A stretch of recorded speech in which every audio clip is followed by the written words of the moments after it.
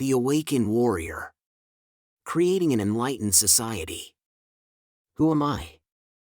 My name is Mikael Ananda, and this is a story of my life and some of the knowledge I found on the way. It all started very early for me. One of the first memories I have is of the many long nights lying in bed, unable to sleep. As a child, I experienced many problems with pains in my body. However, more than the pain of my headache or stomachache, there was a feeling of separation that created great sorrow in my heart. The intensity of the feelings that swept over me pushed me further and further, bringing me into new states of consciousness. All that time awake initiated a strange and beautiful journey for me. After lying in bed for a long time, I could not find anything to think about. The sound of the clock in my room absorbed my awareness. Tick, tick, tick, tick. I remember that the sound was so loud and intense. After a while, my senses started to get more acute and more in tune with the surroundings. I remember listening to the sound created by my pillow when moving my head slightly. The sound was so strong and so clear, like walking in thick snow on a cold day. I could hear my own breath, slow and rhythmic, my heart beating and the sound of the blood in my veins. It all was so clear and strong. My nightly adventures turned into a routine. If I would focus with all of my attention on one point, like my breath, I would get deeper and deeper into the experience. Often the breath played a big role by complementing and giving more focus to whatever was happening. Sometimes I was breathing fast, sometimes very slow. The breath had a life of its own and all I did was to follow it with great interest to see what would happen next. At the time, I had no direct goal with the experience. It was more something happening to me than something I was trying to create. I just put my focus where it wanted to be and waited with curiosity for what would come next. Eventually, the sensations absorbed me so totally that there was nothing to do but surrender everything, leaving everything behind. No thought, no reflection, nothing but pure impression. Time stood still as I moved through a tunnel of white light. Slowly I moved further into the light. After a while, I felt as if I was standing in front of a great gate. All my energy was focused on the door, and I was getting closer and closer. As I surrendered deeper into the experience, I could see the doors opening slowly and a bright light was coming out showering me with its rays. I entered the gate, and everything was suddenly totally calm. The pure and full experience of the present moment is what you are. I am that. This was my true self. This was the source, and I felt like coming back home. The thoughts were not present anymore, and the thinking mind did not try to take up any more space. It was just me in the room. As there was no thought, there was no comparison of how it normally was. Only a great relief. At this time, I usually just went back to bed and eventually fell asleep. This was the beginning of my way in my search for truth. What is this? Who am I? And what is the purpose of all this? From my many deep experiences of trance-like states and deep meditations, I gained a lot of insights. I believe that it changed my whole outlook on life. Great wisdom, comfort, and personal power came to me, and I felt on top of the world. I knew that I had unlimited power and the ability to do anything I wanted. I knew that there was nothing to fear and no death. I knew that I was here on earth to make great changes. I did not think much about my extraordinary experiences at the time. I am not sure that I even remembered them until much later in life. I did not talk about it with my friends or family. The only memory I have from those experiences is the many times I woke up with strange sensations in my body, wondering what was happening. Sweden in the 80s. I was about 7 years old at the time.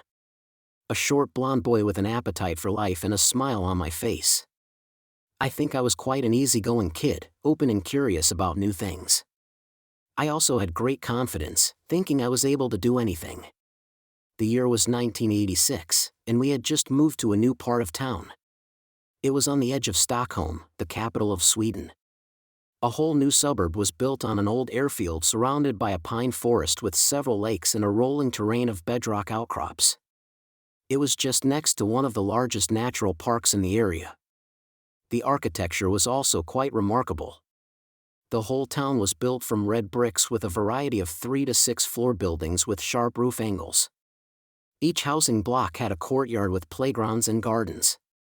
It looked like something out of a computer game, as it was almost too well designed. As a kid, it was a perfect spot. There were a lot of young families with children in the area, and the whole town was our playground. It felt really safe, and even as a young child, I was entrusted to go anywhere I wanted, playing with friends and exploring the surroundings. I was quite a simple and happy child. I lived with my mother Eva, and my sister Helene, who was 2 years older than me. My parents divorced when I was about 3 years old, leaving my mother with us 2 kids to care for. My mother worked as a kindergarten teacher. Sometimes we took our bikes and some golf clubs, practicing our swing in a nearby golf course after closing time, when everyone had left. We did not have a lot of money in our family and lived quite simple lives. It was not like we were struggling to get food on the table, but there was really nothing left over to buy toys and extra stuff. My mom did her best to save some money to be able to take us on a week's skiing vacation each year into the mountains of the north.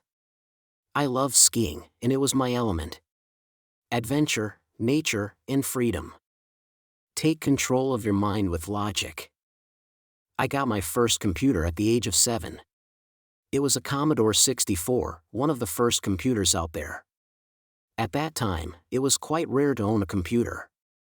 I was really happy to be able to buy one second-hand as a Christmas present. There was no internet in many years before any mobile phones. All of that came much later.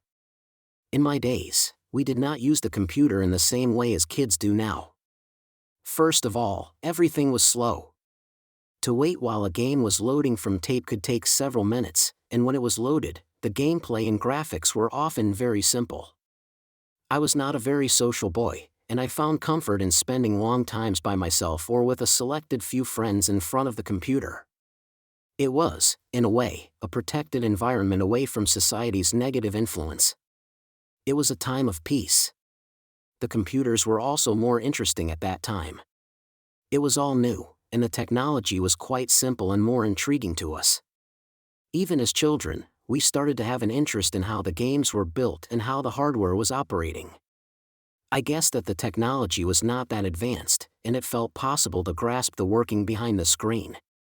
Today the games and graphics are so advanced that it looks no less than a dream. I had the fortune to have a really good best friend in school. Nicholas was the smartest kid in the class, and even though he never seemed to make an effort in school, he always passed the exams with the highest marks. He had brown curly hair and was always relaxed, kind, and calm. I spent most of my time after school hanging out with him. I was relaxing while he was poking code on the computer. I did not see myself as one of the brainy kids and would often look at A-Team or other series on the television while he was doing his thing on the computer, but before I knew it, I was starting to understand how the computer was programmed, just by listening to my friend's comments on what he was working with as he was thinking out loud. Understanding logic has been very important to me, and computers are a good way of learning it. When the computer starts, it has nothing in mind. Then it reads one command at a time, step by step, building up a complex system with the functions that it needs. Everything is dictated by logic, as logic is the language the computer uses. You must do everything in the right way following strict logic, or it will not function at all. The human mind functions in a very similar way, but we are not only using logical thinking. We also have the possibility to act on feelings and emotions. Most people do not understand this, and instead of actively creating their behaviors, they spend their time reacting to external stimuli and letting their emotions run their lives. Are your behavior and thoughts logical? What assumptions have you made, and what are they based upon? Many people create negative assumptions based on fear and do not question them. With the wrong assumption, you will not act in the best way. When we are able to observe our actions and thoughts with logic, we can gain a deeper understanding of ourselves. If your actions do not meet your needs, you can imagine new ways of acting and question your assumptions. In this way, you can reprogram your reactions and create better situations for yourself. Of course, it is not always easy to replace one behavior with another one. Our programming runs deep, but when we look at the programs from a logical point of view, over and over again, we can start to see what we like to change, and that is already creating changes in our minds. You are slowly taking control of the situation. If you put this into regular practice, you will soon see change happening. As a software engineer, I find the analogy to compare the mind to a computer program to be very good. This is exactly how I work with a computer program that is not operating in the right way. I observe and search for the problem, look at all calculations, and adjust it so that it will work better next time. Understanding logic is a great help to see your own false assumptions. Even at a young age, I could see that many people were acting with emotions without much logic at all. I could observe people arguing with each other. I felt that I could understand them both, but they could not understand each other. Many times they could not even understand that they did not understand. Applying logic to the situation makes it easier to see the situation from another point of view. Then you can see through your emotional programming and start questioning your assumptions and beliefs.